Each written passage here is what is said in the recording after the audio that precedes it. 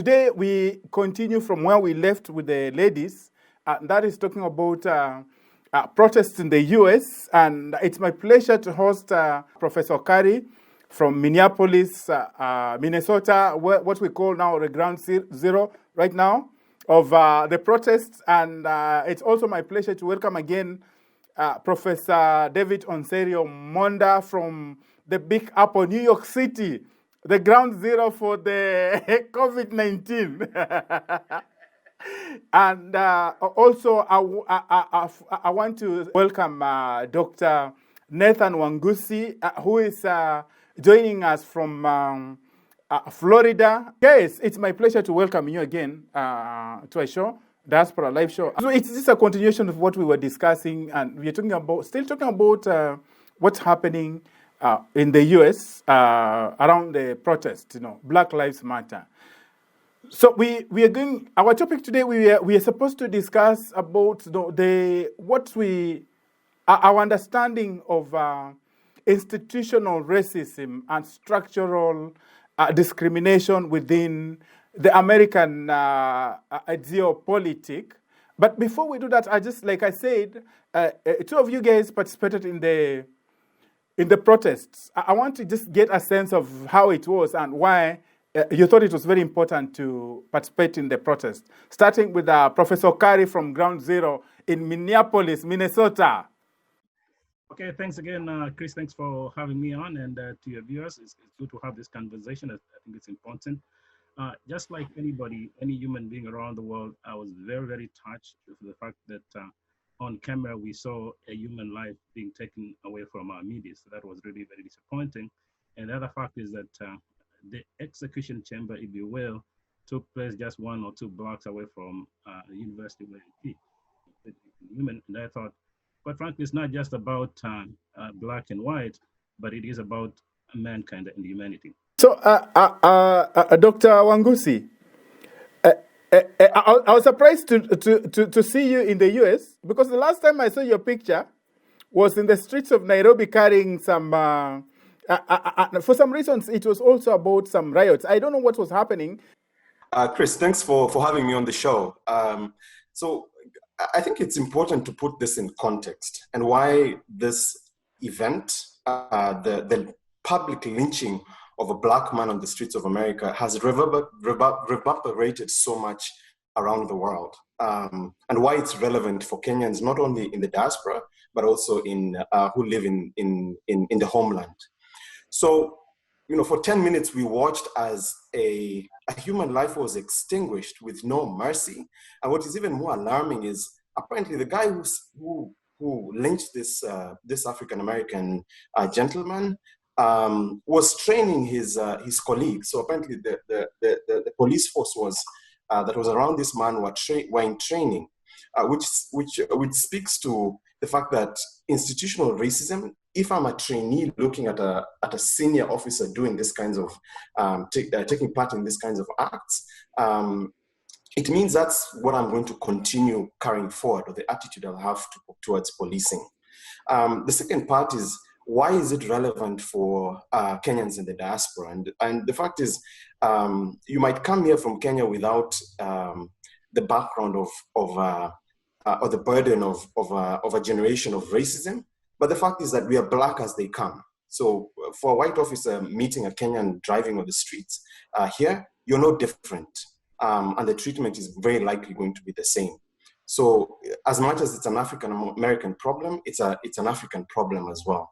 And you know that there are very many Africans in the diaspora. In fact, when I was in my first year of graduate school, there's a student from Ghana, Kofi was his name. I'll never forget this.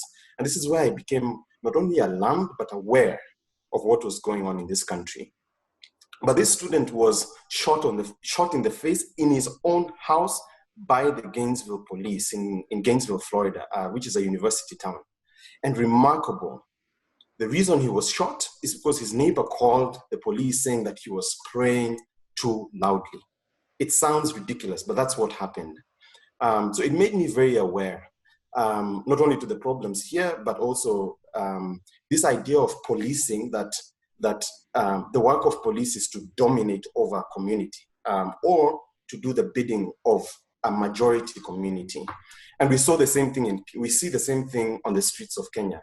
The incident you're talking about, I've never spoken about this publicly, but I was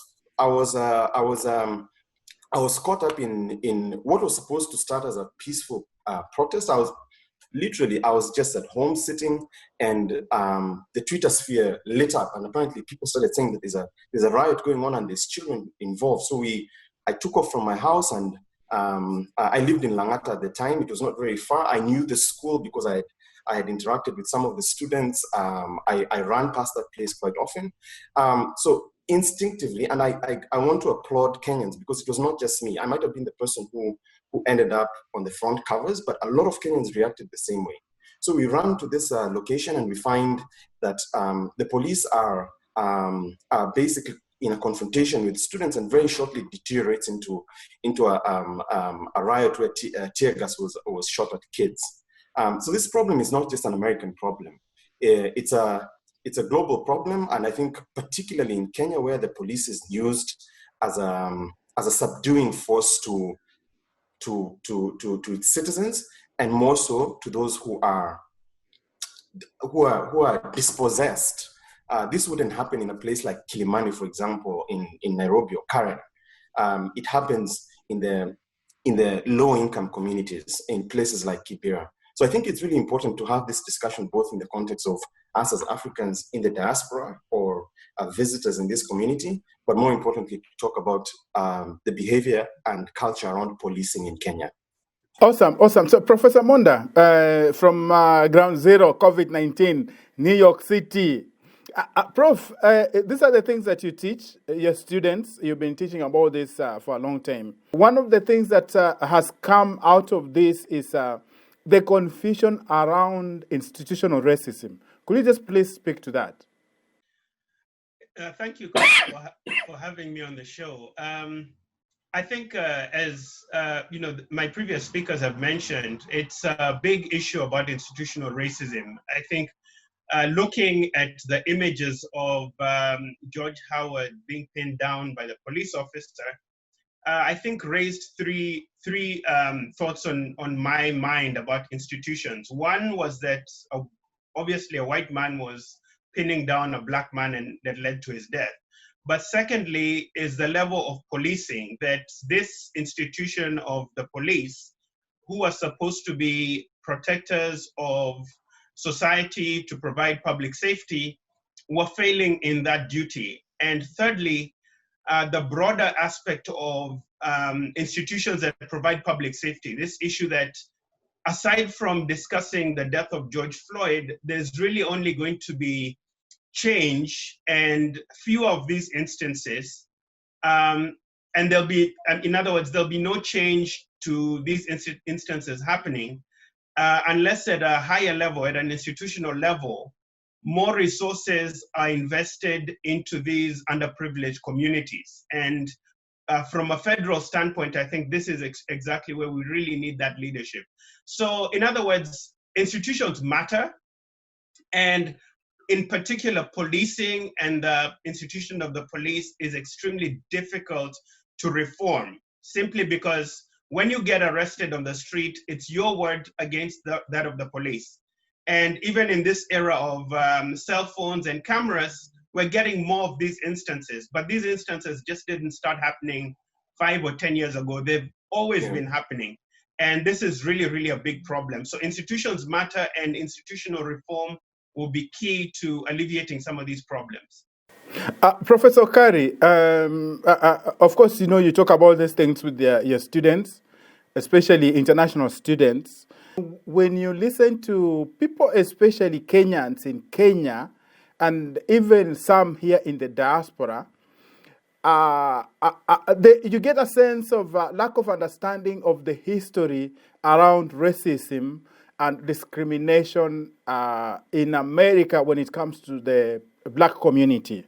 Of course, in a sense, you can understand this because, unlike them, most continental Africans they've never experienced this. And you come from a country like Kenya where laws are not even respected, a semi-quasi dictatorship. You come here and you think Why are these black people complaining when they have it so well and so nice in America? Could you please just speak to that? Just for the records that I do teach, almost 96% of my students pretty much are white. I think for the past 10 years, I appreciate the fact that the majority of white students are very respectful of not the color of my skin, but what really comes out of my mind.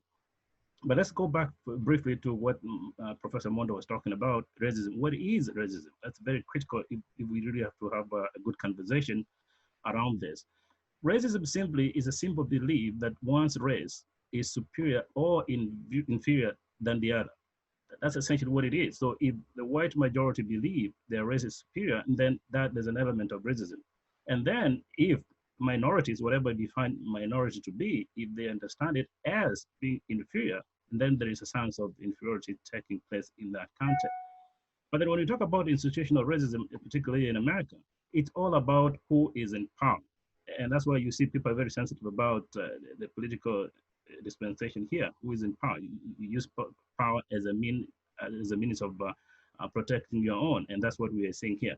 So if you look at it from a historical standpoint, and if I think the headline you're talking about is continental African, it's also important to understand what that means. But if you're talking about the African American, pretty much you're talking about a conversation in Atlanta, Georgia, where they're talking about the descendants of slavery. So if you did not come here as a descendant of slavery, then you are not part of the African American discussion. But if you came here willingly, and then we are saying that's part of who you are as a continental African person here. So what we are saying here, to Wangus's point, is that if we come here as Kenyans, African immigrants in the United States, it's very important to understand the history of what the African Americans have gone through. In part, the execution of George Floyd is not just one human being, but we're seeing a culmination of historic trauma that has been really experienced by a majority of the African Americans here. And so when the Africans come here, Kenyans, especially because the audience is more to Kenyans, we're not seen in terms of African Americans or continental Africans. We are seen as Africans. So once we are seen as that, we pretty much go into the same experiences that the African Americans are going through. And for us to be more productive in this environment, and therefore by extension be productive to our homelands, whether it's in Kenya or another country in the sub-Saharan African region, the key point should be how do we get involved in the process, whether it's through the political process, the socio-economic process of it, so that yes, things are happening, they're not good, obviously they're not good. That's what we agree, and that's why you're seeing millions of people across the streets here in the United States and elsewhere around the world. But the question is, what do we do after this? Of course, the emotions are there at the moment. In a week or so, this will be past tense. What do we do with that? I mean, if you look at the history of Kenya, Africa, and the United States, we've had moments when people think, oh, this is the end of the world. But what happens at that moment as well is that it becomes a moment of self-reflection, and that's what should be at the moment. Nathan, it's almost this is the same question, just building up on what the two professors have said. When you're talking to Kenyans, either here or back at home, you get the sense that there's lack of understanding of really what it means, what racism means in America, especially when it comes to the black community. Can you just help us understand why, in spite of the fact that black people in America have access to the basic needs, as opposed to most majority of Africans, they still suffer from systemic racism? So the way to think about it rides on a point that Okari has raised, which is there was an economic motivator for racism in America. And I'll try and explain that briefly. It's a long history that would take a very long time to have a discussion, but I'll try and contract it. So what happened with this country was that European powers in the 300-400 years ago, and European population started to move over into what was called the New World. So they moved to this continent, and they found that there were already native or indigenous Indian communities, Native American communities who lived here. And obviously, to start to exploit these resources, whether it's for agricultural or mineral use, they had to eliminate those populations. So that was the first crime against indigenous communities that happened in America. So a long other story, but those communities also have suffered sort of from the same burden of racism. What also happened is that some of those communities intermarried with Black communities, but that's a long story for another day. What subsequently happened is that they realized that they required quite a lot of labor to start to till and exploit the land for economic good. So whether you were planting cotton or corn or other food crops, in that agrarian society, you needed quite a lot of labor, and that's where the slave trade came from. Subsequently, they started to import human cargo, basically, mostly from the African continent, because Africans were viewed as physically more resilient. In fact, mostly from West Africa because of the build. It's just a raw argument as to why this thinking was put in place. And to subdue millions of people into working for you at a low as an economic input into the agricultural enterprise, you had to enslave them. So the institutions around slavery were established. So movement was restricted. People were bred out like animals. People were dehumanized. They were sold.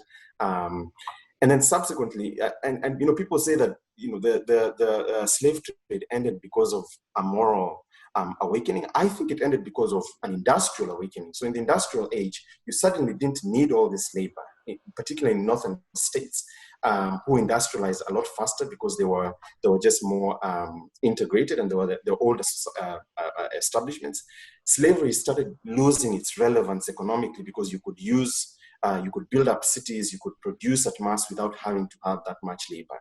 So the argument went from why suddenly people's moral consciences were raised. And of course, there were a lot of abolitionists and people who advocated. But I think the main reason was because of an economic transformation from the agrarian into the industrial age.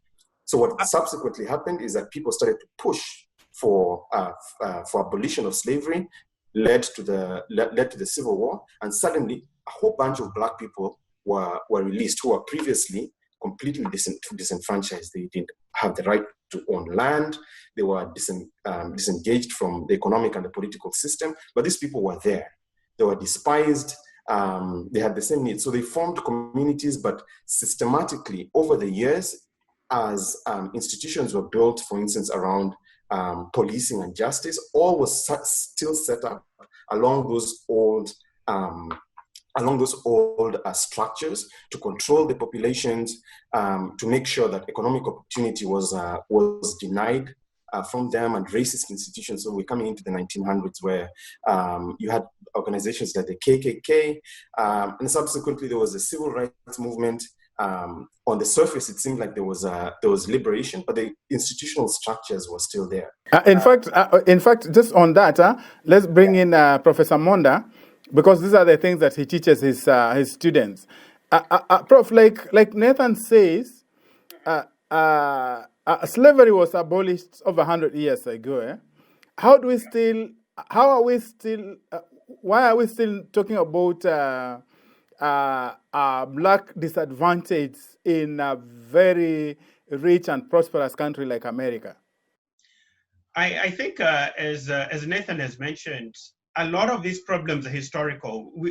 So even if we go back in history, the policing structures were really established during the era of slavery, and the original police departments, original policing was really to enforce the Fugitive Slave Act. Mm-hmm. So it really, right from its very basis, you can see that slaves were people's property, and as slaves started to run away from their owners in the South to the North, the institutions were created to return that property, these human beings called slaves, who were Black, back to their slave owners. And historically, a lot of these structures have not really changed. So you find even in the 1940s, we had the Japanese Americans being put into internment camps, US citizens, simply because Japan had attacked Pearl Harbor. We had Chinese, we had Latinos being, their property being taken away from them being brutalized. Then you come to the 60s with the civil rights movement, when the police were used by the government to spy on people like Malcolm X, Martin Luther King, because there was this big fear that these civil rights leaders were actually communist spies. The Soviet Union was using them. And then back down to the modern day, whereas when we've really had, for example, here in New York, the civilian complaints commissions, there's been a strong resistance. I'll use New York as an example on police oversight. So when the commissions were started in this city, for instance, and this reflects on a lot of other major cities around the US, there's big resistance from the police about having civilians on those independent commissions to oversee the police. Professor Kerry, pick it up from there. I think both of them make very good points. It's a very historical aspect, but I think when you put the historical aspect of it, the question becomes what we do now. That's the most important part of it, and particularly because our interest is audience to the Kenyan audience and immigrants here in the United States. I think what we should be looking at is what do we do going forward. I think it's important to say, particularly the audience in Kenya, for those ones who are coming to the US and those ones who are coming here and where we get in trouble with the law, is because I think we lack that sense of preparedness. In other words, an understanding of what it means to be in America is not as fun as we were told it was before we came here. So we should say, for those who intend to come to the US, have a sense of preparedness, especially now that we have technology, get information, understand how the system works here, so that by the time you come here, you have a good understanding of what it is. And then we're also saying, for the African immigrants who are already here, what do we do to make sure that we're part of the larger conversation? I think that's very critical. I must also add, we also have to keep in mind that we have an entire generation of young Kenyans who are either brought to this country as children, what in the previous administration they called dreamers. These are kids who came here when they were infants or teenagers. We also have a generation of Kenyans who are born in the United States. And then we have a generation of second generation Kenyans who are either born from Kenyan and non-Kenyan parents. I'm not married to a Kenyan. So there's also another generation who are growing up in very different circumstances than what you and I would have grown up in. Chris, you referenced earlier that I've lived here for many years. My family lives here, but I've also been, I finished high school in Kenya, after which I came. So there's a generation who came at that stage, but there's quite a large population of Kenyans who are second generation. And the truth is, this is just the blunt truth. As the years go by, people start to settle down. They start to realize that they're planting roots within this society. And one thing I would strongly advocate is don't disengage. You have to realize that, one, injustice anywhere is an injustice everywhere. To me, whether it's on the streets of Nairobi or on the streets of Orlando, if I see injustice, I'm going to try and do what is lawfully appropriate. In my case, I took out to go and protest. It's a civil liberty that I have. In fact, just following up on what Professor Kerry said, Nathan, you and me, we are starting this coming weekend. We are starting a webinar on economic empowerment, and we're starting this with the Kenyans living in Canada. And as long as Africa is poor and looking like nothing happens there, will continue. The black race will continue to be molested around the world. So I really look forward to these discussions around investments and kind of just making our contribution, just like the rest of the diaspora, just the same way the Chinese, the Israelites, and the Indians have developed their countries. I think it's high time that now we also have to think that way. But before we sign off, Professor Munda, your students have been seeing what's going on around the U.S. and not just only in the U.S. but around the world. On Monday, they're going to ask you the way forward. The question they're going to ask you is, how is this different from the past protests? What will you tell them?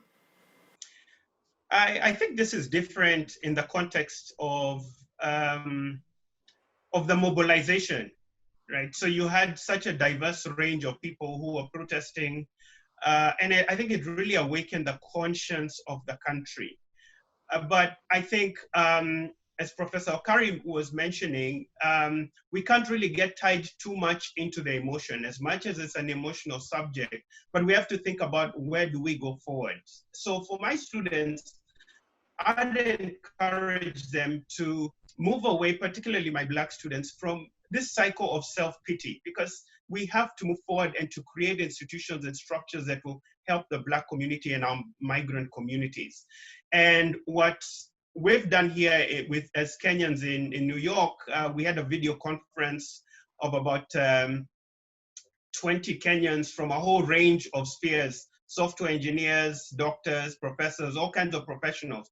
We've really put it on ourselves to engage in our community here in Harlem, in Brooklyn, reach out, involve ourselves in the after-school programs. I've attempted to connect with our embassy consular general here in New York unsuccessfully. I hope they'll listen to this program because we're also very excited about engaging our African American community here and in the US in cultural tourism. So as much as students and people visit Kenya to see the Masai Mara and to visit the beaches and the great hotels, but also thinking about elements of cultural tourism, those elements of our traditions, African history, study abroad programs, which are an incredible way to help a lot of these students whose history was wiped out. I really believe unto those who much was given, much is demanded. And I think it's really upon us to really think forward about ways and strategies in which we can lift some of these communities up, because America, for all its challenges, still promises incredible opportunity. And in many ways, it's still a beacon of hope and a beacon of regeneration for the human spirit. So I'm not eternally bitter, but I always want to get better. I don't see the glass as half empty. I see it as half full going forward. There is something positive that can come out of the George Floyd killing. Professor Kerry, in 30 seconds.